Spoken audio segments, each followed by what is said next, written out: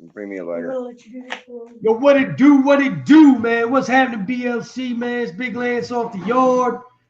Doing a quick live tonight. As always, prison rules are in effect.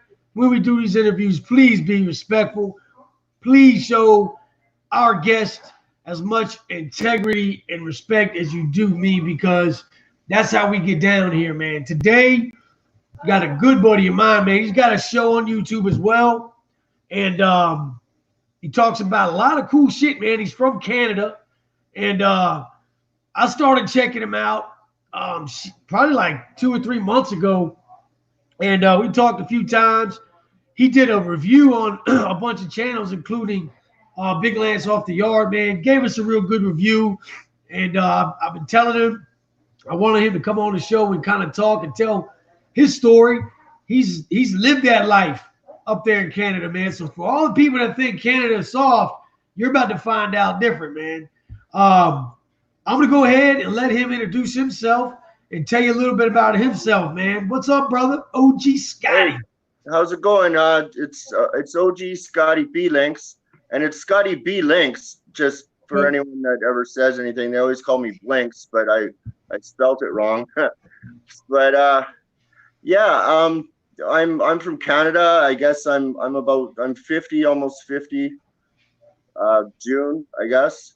So I come from a pretty I came from a pretty good family, I guess. So it was like, honestly, my childhood was good. It was right about 18 is my parents got divorced, and I was always kind of a wild kid anyways, right?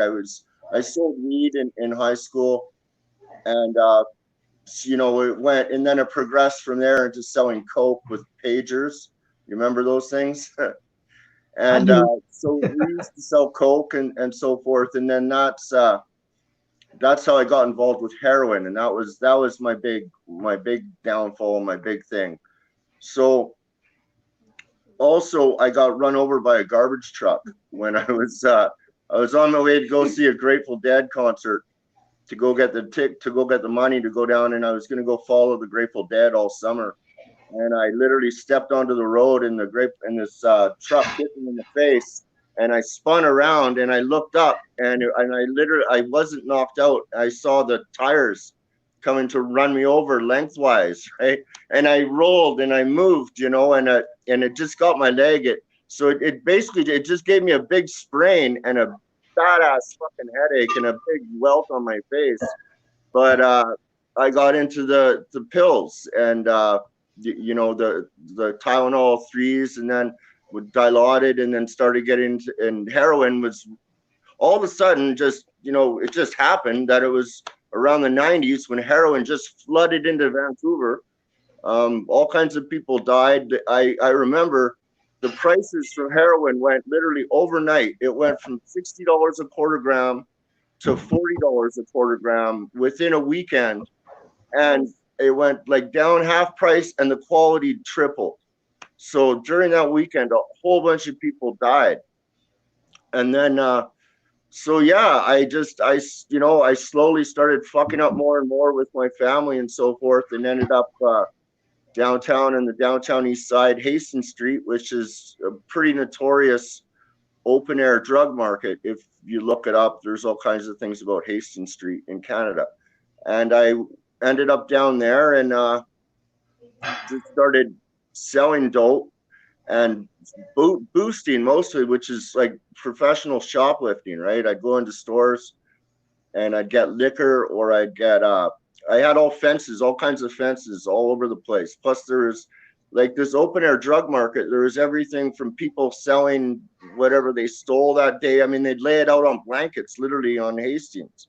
And we're shooting dope right on the street. Like, it wasn't like, it was like this big crazy drugged out party for 6 square blocks, and so yeah, I kind of ended up down there, and I met my girlfriend, or my wife, and she was a drug dealer, and she kind of had a pretty hard life. Her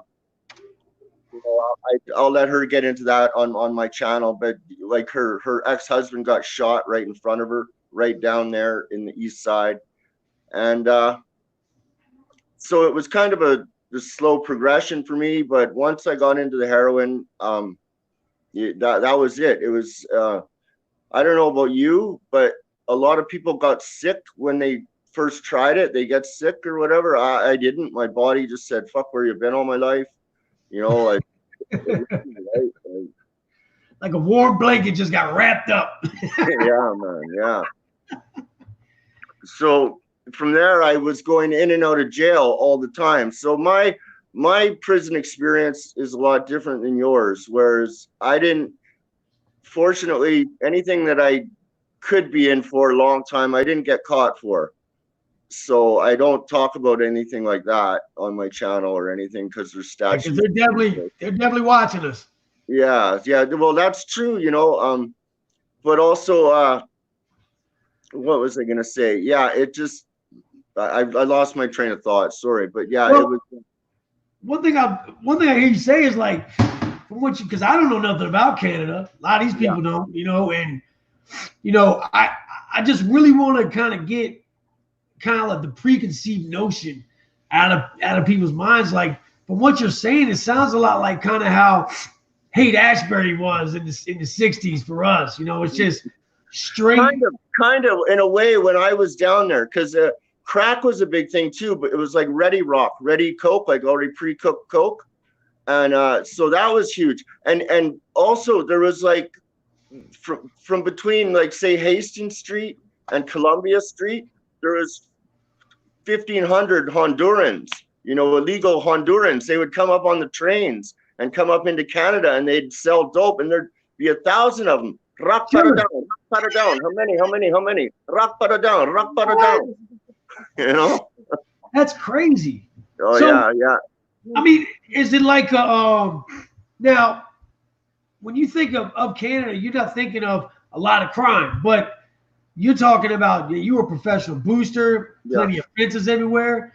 How has that huge drug situation, did it become volatile at all? Did it become crazy? Vancouver is, I mean, we're a pretty rich city. I'm in Vancouver, which is on the west coast of Canada, and we're a port city as well, right? So we're a really rich city. I mean, they just put a $4 million chandelier underneath a bridge.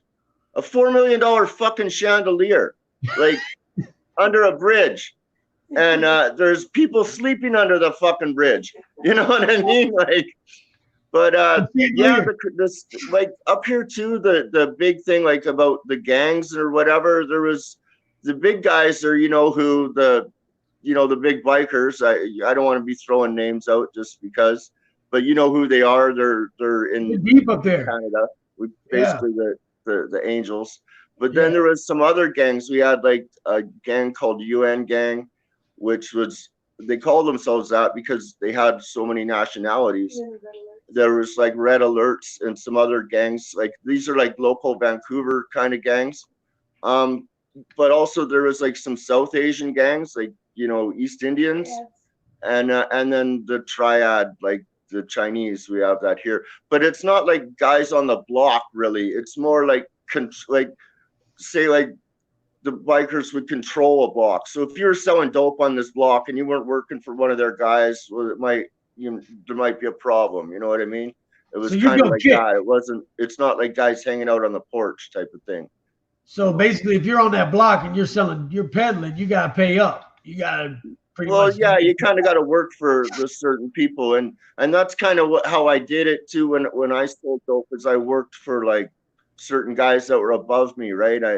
A few times I had hotel rooms, and we had like 6 different guys all stashing their dope in my hotel room, and I kind of was like a manager sort of. So I'd run around and drop off the dope to all the other workers, and even the stores, like even the fucking the little bodega type stores were selling dope.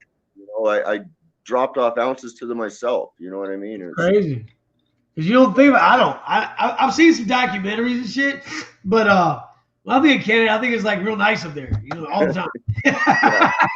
Well, there's, you know, some parts are. I mean, and that's the funny thing is like I work now, and like when I met my wife, we used to just kind of fool around, right? Like we'd go get some dope, we'd sneak off. I had a little blonde hooker for a girlfriend, and she had this guy, this BMX, another booster kind of guy as a boyfriend. But we would sneak off together, right, and go fuck around, and then eventually, we became really close and good friends, and we'd always just kind of hook up and help each other whenever, if he went to jail, she'd hang out with whatever, and then I ended up getting into like a shelter system sort of thing, and in North Van, I was really fortunate. I got into it, and I sort of moved up, and I went back to work. I started, and slowly I got on the methadone program, but then I didn't want to go on methadone. So I stopped taking methadone, and I was working, but I was just using heroin. So I was buying heroin as I was working, and it was like my whole paycheck was going to heroin. I was living in basically a rent-free place, and I was broke. Working your ass off, broke as hell. Yeah. But then, so my wife came over, and she was in kind of a rough way, and I was like, so it was funny, the night that she came in, I had these two girls up in the room, and I had a bunch of dope, and I was getting ready, and I was still using back then, and so is she, and she buzzed me, and she's like, "Hi, it's me," and I'm like, look to both the chicks, I'm like, you out. Because I knew, like, my wife was a tough chick. She got in a lot of fights down there, and I knew they wouldn't be welcome. So I like get out, and then she kind of just stayed, and she didn't leave. And I'm like, and I was taking care of her, And one day she says, "Listen, I want to contribute." I'm like, "Okay, yeah, right." So I went downstairs, and I got some a hard hat and some boots and a vest, all in her size. And I threw it at her. I said, "Okay, 7 a.m, we have to be at the site for your safety orientation." And she hasn't missed a day since. And now we're together working. We work in $1 million homes all the time. It's great. That's cool, man. Yeah. It's kind of really neat how we got together and everything. It really is, because like we both were cheating with each other, and now, like, we don't spend time apart really much. Like, we're always together, and we don't fight. Like, we did fight a little bit when we first, but that was like with trust issues before we committed, Once we both committed, it's like it's a non-issue now, and it's my best friend. It's so cool. It has to be. I mean, yeah, like I see how you and Brandy are like, really, I dig that. That's good to have somebody that supports you, man. It's so much, it is so much easier. It's definitely, it's rewarding. You know what I mean? It's definitely rewarding, and it gives you a reason to keep going. It gives you a reason to do the things, go beyond what you're used to doing, and trying just a little bit harder when you know that somebody is counting on you to do that shit, Well, that's exactly it. It was like, it was weird too, because like I'm not like we're on a morphine Acadian program, right? And it's basically like methadone or Suboxone, but it's more like slow release morphines, right? So it's sort of the same thing, but none, like, we were both really heavy coke heads too, and I'm like, I've gained like 80 pounds, like she's a great cook, that's one thing, but I like to have my beers after work too, right? But yeah, it's just we didn't really like think about, okay, let's quit dope, you know what I mean? Like that, it just happened. It was fucking weird. It really was. We just sort of stopped using, and slowly we just stopped. I mean, we've fallen off once in a while. We've got family that's still down there, right? And I mean, like, real close family, and they're not doing good at all. So sometimes we'll go down there, and we might bring her home, and we'll buy some shit for her or whatever, right? We might do it, but we don't go really seeking to do dope ourselves anymore or anything like that. It's, you know what I mean? It's just kind of a non-issue, right? It's weird. Like, it doesn't knock at me like it used to, That's a beautiful thing. Yeah, it helps you live your life. I mean, you're not chained to that shit no more. It's like being chained to a wall. Yeah, well, it was so hard, man. It was just so hard. Like so many times getting sick or waking up dope sick. So many times, Lance, I was in jail dope sick, man. Like Yeah, it it sucks, bro. I kicked it a Yeah. bunch of times in jail, man, and the links that I would go to, ultimately what got me sent to prison, because I mean I can't tell you how many nights sitting there sick, whatever. I'm sitting outside of a convenience store with something, Yeah. ready to run up in there and just give me everything. Yeah. Before we got on gun here, laws aren't the gun laws aren't as they're a little worse up here, but I definitely feel you on that. before we started in, you were talking about a serial killer. Yeah. Okay, there was this guy. That was pretty cool. Yeah, there was this guy up in Canada here, and if anyone wants to look into it, it's a pretty interesting story. It's a sad story, really. The guy's name was Robert Pickton, and he was this really crazy serial killer. I actually saw him when I was in Fraser. I was painting the jail, and I was on the maintenance crew, and so I was allowed in all the different departments, right, to paint. And I'm looking over, it was canteen day, and this guy got all this canteen, and the guard's like, "Don't quit staring." And a buddy knocks me and goes, "That's that fucking pig farmer." And so, have you ever seen that movie Snatch? The guy goes, "Be very wary of any man that owns a pig farm." Yeah. Well, this guy was a pig farmer, and he has not only this. Okay, look into the conspiracy side of this shit too, because the thing is this guy was a pig farmer. He had all this property out in Coquitlam. Okay, and the property all got sold for millions and millions of dollars after he got caught. But what happened was this guy was cruising the downtown east side on the low track hooker stroll. He would pick up these girls. He also had a girl that would help procure girls for him. And nothing has happened to this girl, and she's still down there. Okay, so he would go around and pick up these girls and take them back to this pig farm. All the bikers and all kinds of people would go party at this pig farm. It was called Piggy's Palace and something like this. They'd go there. These girls would disappear. Now, several years later, there's also a highway of tears. Native women are getting missing all the time. But several years later, this guy gets busted. They find out that he was selling meat, his pig meat, to this place called Save on Meats, which was on diners, drive-ins, and dives. Okay, he was selling the pig meat and whatever, or dead hooker meat, whatever, to this fucking Save on Meats place, man. And the guy's in jail right now, still in Canada. Like I said, I seen him when I was in Fraser painting, and but yeah, they sold all the property, and there's some fucking shenanigans behind that property selling too. Somebody doesn't just kill 50 people. And this guy was a skinny little fucking guy, man. These girls could have beat him up. You know what I mean? That's the one, though. Yeah, it was some crazy shit. That's nuts. It's every serial killer I ever met. I've met a few in prison. Yeah. They're all these little weird individuals, man. It's really? Like, how did you do that? Yeah. How did you? I mean, look at Manson. Manson was like 5'4" or something, dude. Come on, are you kidding me? I know, eh? Well, that's just this Pickton guy, man. It's just he's a fucked up character. Like I said, and when I seen him, it was canteen day, and his canteen was like fucking strapped. Oh, yeah. Yeah. I don't know how the fuck. I was in.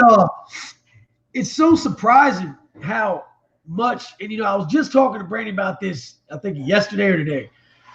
We were watching a documentary on this guy George that I was locked up with that killed that girl in a college out here in Virginia and got like 23 years for it. Yeah. But this dude would get, 100 letters a fucking day from people all over, women and just fans, and I'm like, yeah. It's odd, man. It's like they almost look at him like it's so interesting to people. When I worked at I was at Sussex 1, and they that's where Death Row is.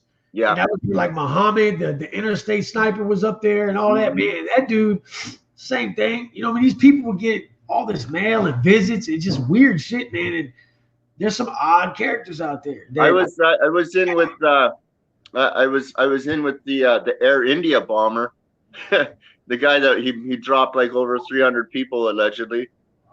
And this guy, they fucked with him, man. The judicial system fucked with this guy, and even some cons fucked with him, right? Because of his race and so forth and whatever.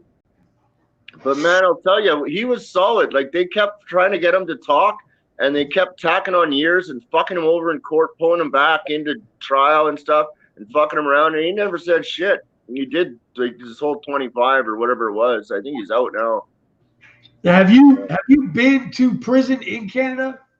Well, I've been just a provincial, and I've been in the remand center for.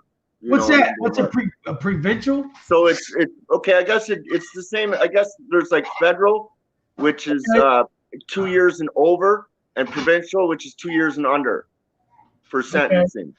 Okay. So there's the little differences in. I guess in federal, you get like your lifers and that, so people are more set in your ways and that. But in the provincial, you got all your punks that are trying to prove everything and trying to be all tough, right? So there's two differences in them. But there's not much. I saw a little bit of violence in there, sure. Like we're able to work. I saw a guy get bashed with a 2x4 in the pallet yard once, pretty bad. I'm a pretty mellow cat, right? Like my thing was always even if I was like really dope sick or whatever, and I'd start drawing. I'm an artist, right? And once I start drawing, boom, guys would come up to me and be like, "Hey man, can you draw me this? Can you draw me that?" Yeah. So I always did pretty good in jail, right? I just kind of linked up with a couple of my buddies or guys that I knew, and we chased some weed and just kind of do that, right? I wasn't really into any of the big politics or trying to run tiers or do any of that kind of stuff. I like just doing my art, and I was. They do that. That's the same type of thing they do here. So you have now. Do you have? Let me ask you this: out here, like you have certain prison gangs, I guess you would call it, that have stood the test of time, that are, pretty much set in stone in institutions.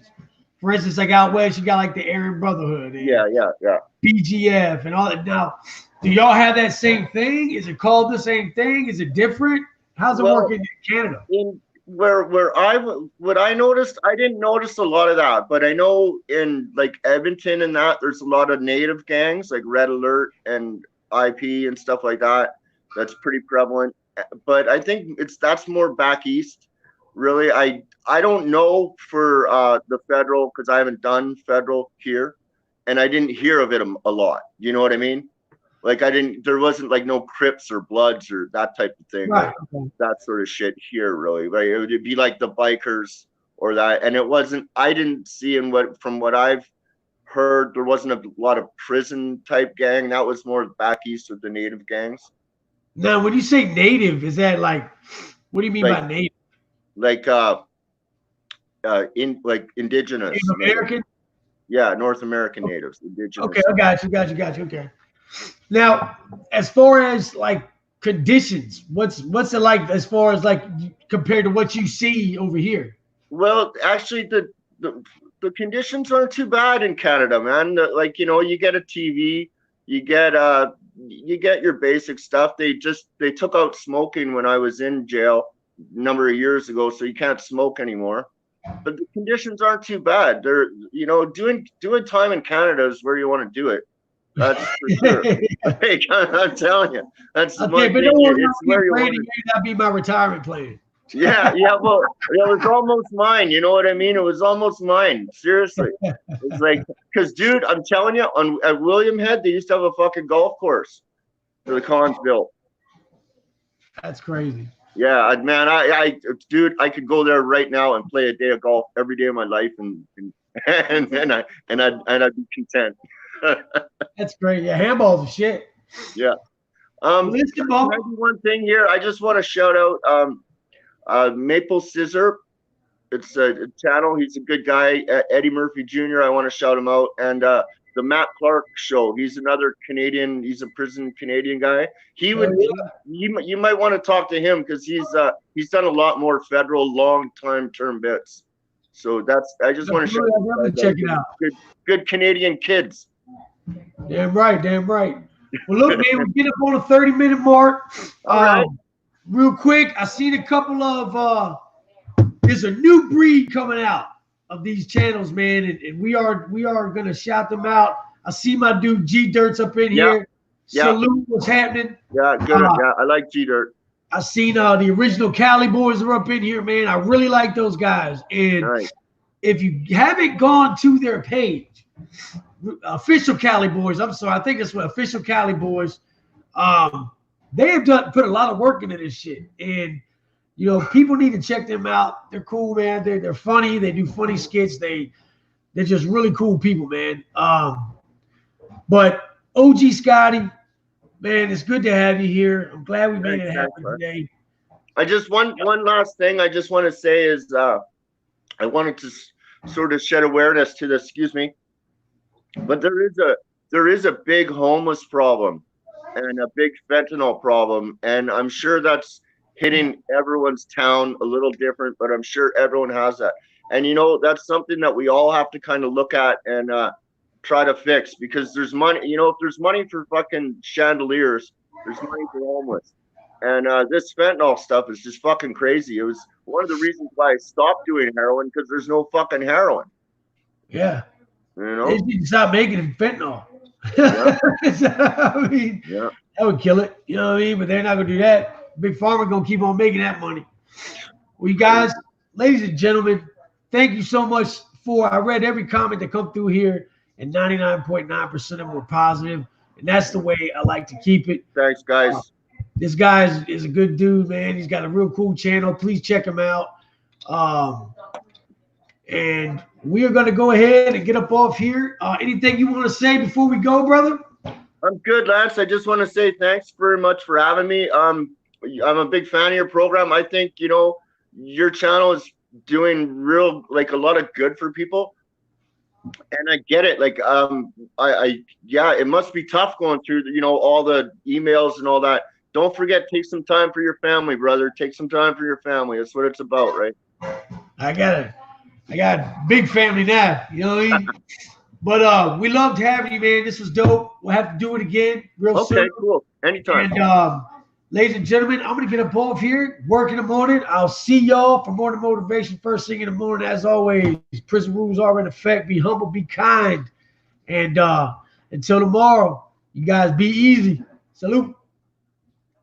Thanks. Yes, sir. Yes, sir. Thanks, buddy. We off?